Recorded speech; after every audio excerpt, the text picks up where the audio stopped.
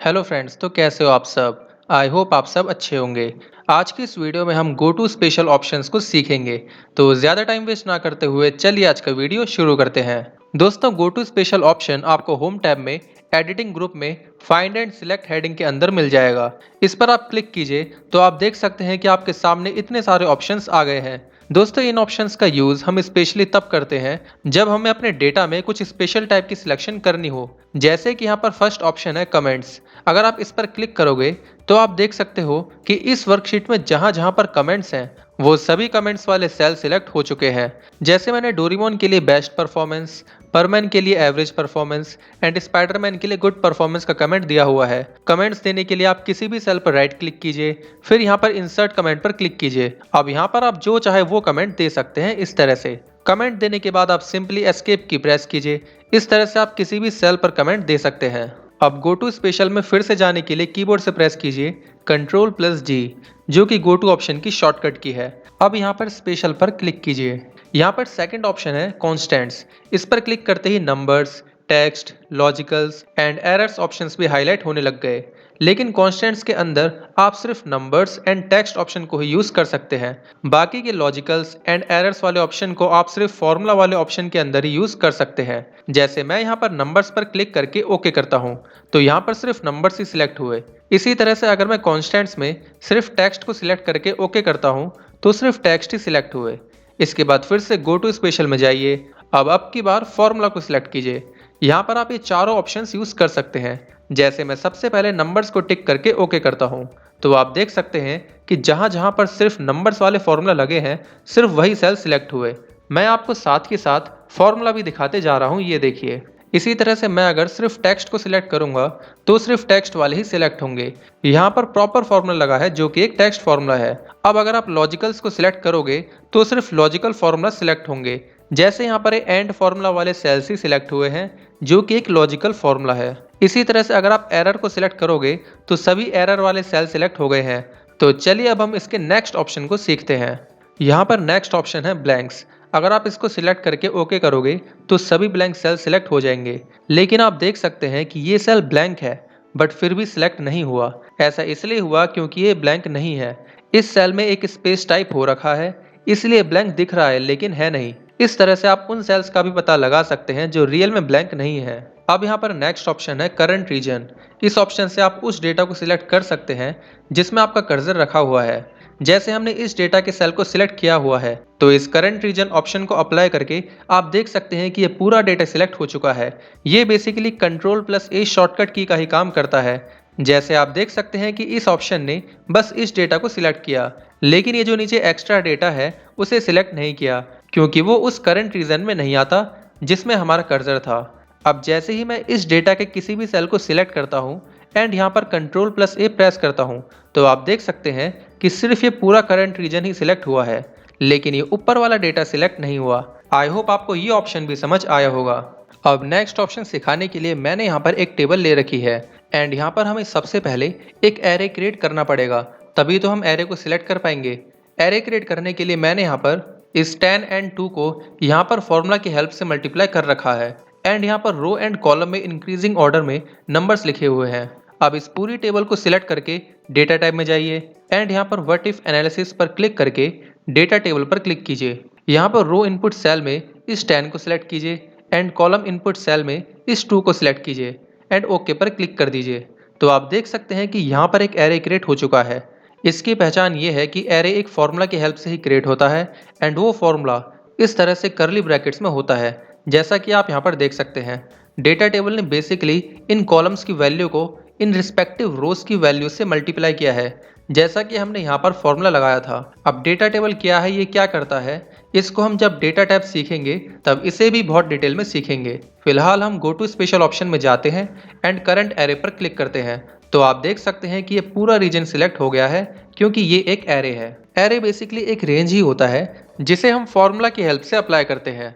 इसके बारे में डिटेल में हम किसी और वीडियो में डिस्कस करेंगे। फिलहाल हम अपने नेक्स्ट ऑप्शन को देखते हैं। गो टू स्पेशल में जाइए, यहाँ पर नेक्स्ट ऑप्शन है ऑब्जेक्ट्स। इस पर क्लिक करके ओके कर दीजिए तो आप देख सकते हैं कि ये सभी ऑब्जेक्ट्स एक साथ सिलेक्ट हो गए हैं। अगर इसके सिलेक्शन के बीच आपको स्विच करना है तो सिंपली टैब की प्रेस कीजिए। तो इस तरह से आप एक एक ऑब्जेक्ट को भी बारी बारी से सिलेक्ट कर सकते हैं। अगर आप शिफ्ट के साथ टैब की प्रेस करोगे तो ये राइट टू लेफ्ट डायरेक्शन में इन ऑब्जेक्ट्स का सिलेक्शन करेगा। आई होप आपको ये ऑप्शन भी समझ आया होगा।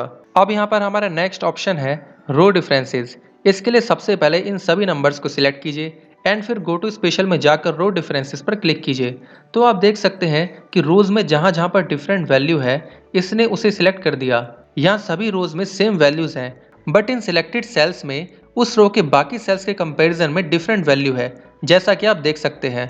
इसी तरह से इस डेटा 2 वाली वैल्यूज को सिलेक्ट कीजिए एंड अब की बार कॉलम डिफरेंसेस पर क्लिक कीजिए। तो आप देख सकते हैं कि अब की बार इसने कॉलम वाइज चेक किया एंड जिस कॉलम में डिफरेंट वैल्यू है उसे हाईलाइट कर दिया, बिल्कुल रो डिफरेंस वाले ऑप्शन की तरह।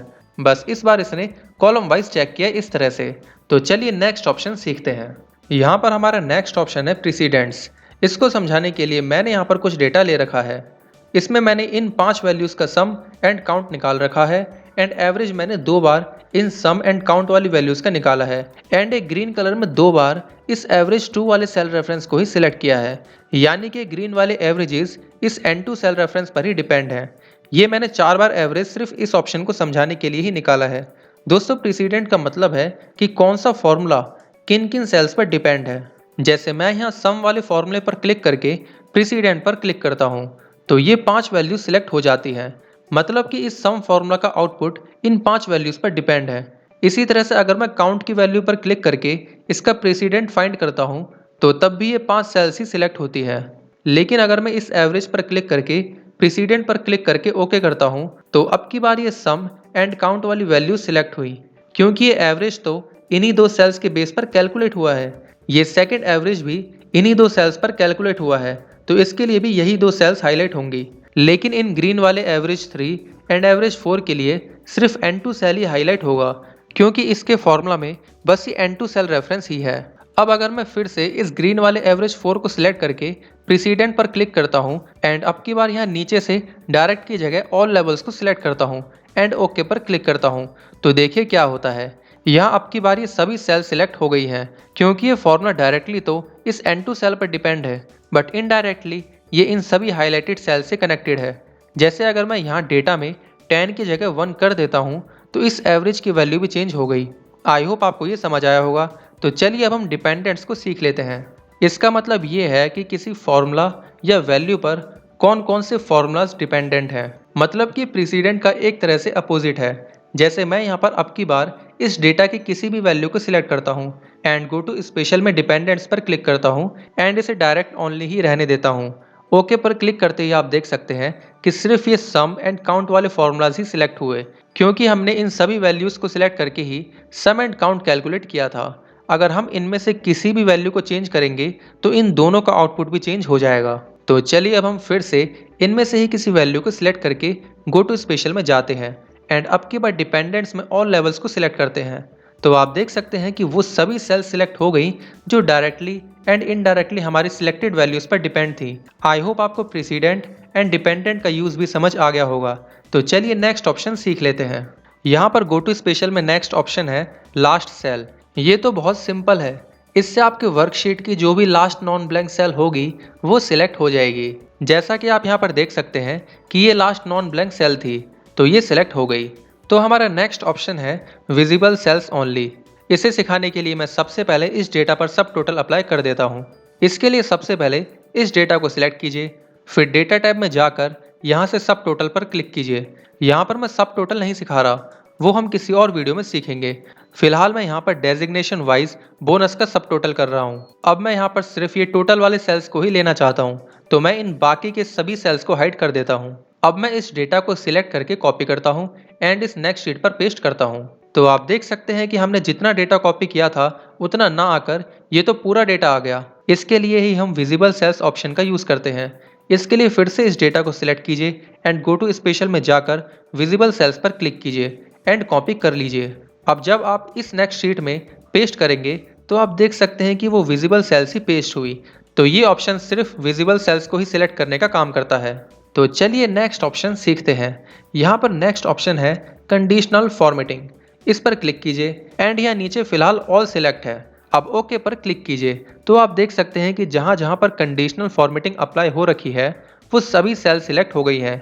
लेकिन अगर आप किसी एक टाइप के कंडीशनल फॉर्मेटिंग वाले सेल को सिलेक्ट करोगे, जैसे मैंने यहाँ पर सिर्फ इस सैलरी वाले सेल को सिलेक्ट किया, इसके बाद अगर आप फिर से कंडीशनल फॉर्मेटिंग में ऑल की जगह पर सेम ऑप्शन को सिलेक्ट करोगे, तो जिस भी टाइप की कंडीशनल फॉर्मेटिंग आपने सिलेक्ट कर रखी होगी सेम उसी टाइप की फॉर्मेटिंग वाले सेल्स ही हाईलाइट होंगे। जैसे कि यहाँ पर ये सभी सैलरी वाले सेल्स हाईलाइट हो गए क्योंकि इन सभी पर एक ही तरह की कंडीशनल फॉर्मेटिंग लगी हुई है।